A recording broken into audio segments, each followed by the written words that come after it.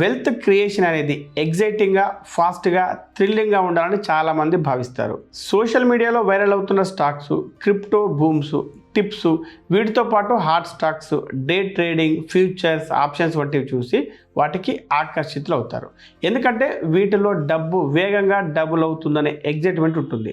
కానీ ఈ రకమైన ఎగ్జైట్మెంట్ ఎక్కువగా ఇన్వెస్ట్మెంట్స్ కాకుండా గ్యాంబ్లింగ్కు దగ్గరగా ఉంటుంది. అయితే నిజమైన ఇన్వెస్టింగ్ అనేది ఎప్పుడు బోరింగ్గానే ఉంటుంది.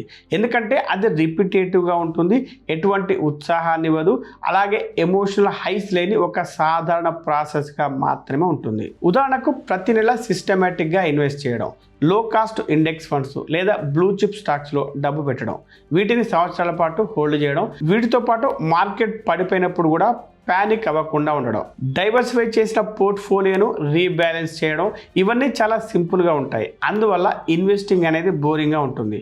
కానీ ఈ బోరింగే దానికి శక్తిలాగా ఉపయోగపడుతుంది.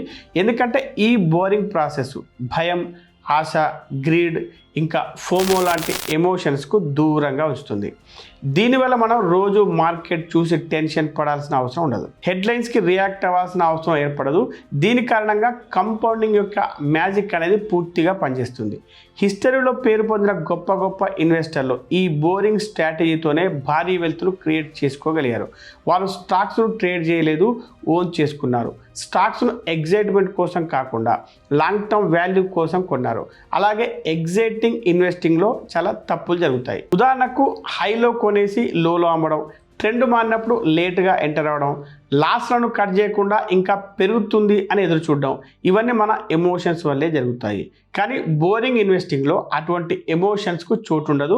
బోరింగ్ ఇన్వెస్టింగ్లో కేవలం డిసిప్లిన్, పేషెన్స్, కన్సిస్టెన్సీలకు మాత్రమే చోటు ఉంటుంది. అందువల్లనే ఇది ఎప్పుడు వర్క్ అవుతూనే ఉంటుంది.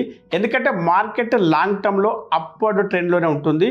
కానీ ఆ అప్వర్డ్ జర్నీలో చాలా డౌన్లు, సైడ్ వేవ్ మూమెంట్స్ కూడా ఉంటాయి. ఆ డౌన్లలో ఎవరు స్టే చేస్తారో వారే గెలుస్తారు. కాబట్టి ఇన్వెస్టింగ్ అంటే బోరింగ్ అనే ఫీలింగ్ కలుగుతుంది అంటే అప్పుడు మీరు సరైన దారిలో ఉన్నారని, మీరు గ్యాంబ్లర్గా కాకుండా ఇన్వెస్టర్ లాగా బిహేవ్ చేస్తున్నారని అర్థం. కాబట్టి ఎగ్జైట్మెంట్ కోసం వేరే హాబీస్ చూసుకోండి, ఇన్వెస్టింగ్ను మాత్రం బోరింగ్గానే ఉంచండి. అప్పుడు అదే మీ ఫైనాన్షియల్ ఫ్రీడమ్కు దారితీస్తుంది.